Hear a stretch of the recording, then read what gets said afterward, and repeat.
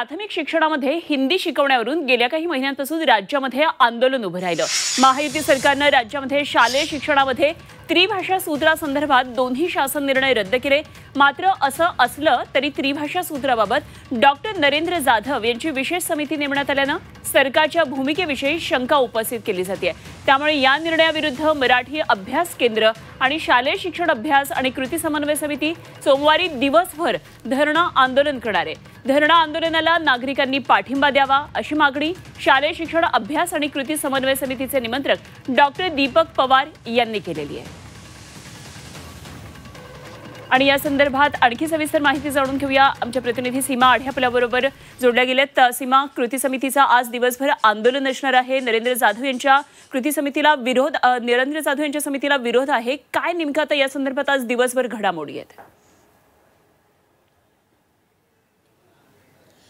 नक्कीच अनुपमा, विधिमंडळाचं पावसाळी अधिवेशन सध्या सुरू आहे, तर दुसरीकडे एक मोठं आंदोलन पुन्हा एकदा जो सरकारने निर्णय घेतलेला होता काही दिवसांपूर्वी त्रिभाषा संदर्भातला, त्या विरोधामध्ये आज कृती समन्वय समितीच्या वतीनं एक धरणे आंदोलन आझाद मैदान येथे आयोजित करण्यात आलेलं आहे।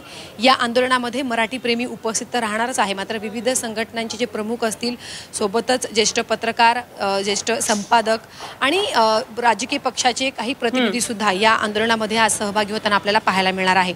राज्यामध्ये राज्य सरकारने त्रिभाषा सूत्र लागू केलेलं होतं। तिसरी भाषा सर्वसाधारणपणे हिंदी ही पहिलीपासून शिकवण्यात येईल अशा प्रकारे शासन निर्णय जो आहे तो जारी करण्यात आलेला होता। मात्र प्रचंड विरोध झाल्यानंतर सरकारने हा निर्णय मागे घेतला। त्यानंतर तरी सुद्धा म्हणजे निर्णय मागे घेतला याचा अर्थ असा होत नाही की धोका टळलेला आहे। त्यामुळे अनेकांच्या मनामध्ये संशय आहे। त्यामुळे सरकारच्या वतीनं त्रिभाषा संदर्भात अभ्यास करण्यासाठी डॉक्टर नरेंद्र जाधव यांच्या अध्यक्षतेखाली जी समिती स्थापन करण्यात आलेली आहे ती समिती खरं तर बरखास्त व्हायला हवी आणि पहिलीपासून तिसरी भाषा नकोय या प्रमुख मागणीसोबत आज धरणे आंदोलन आझाद मैदान येथे करण्यात येणार आहे। सकाळी 10 वाजल्यापासून दीपक पवार जे कृती समन्वय समितीचे अध्यक्ष आहेत त्यांच्या अध्यक्षतेखाली या आंदोलनाला सुरुवात होईल आणि दिवसभर वेगवेगळे प्रतिनिधी या आंदोलनाला भेट देतील आणि सरकारला ज्या आपल्या मागण्या आहेत त्या सरकारपर्यंत पोहोचवण्याचा प्रयत्न करतील। आता अधिवेशन सुरू आहे शालेय शिक्षण विभागाकडनं या आंदोलनाकडे कशा पद्धतीने बघितलं जातं, सरकार नक्की या आंदोलनानंतर काय निर्णय घेणार, त्यांच्याशी काही डायलॉग आज केला जाणार का हे सुद्धा पाहणं महत्त्वाचं असणार आहे।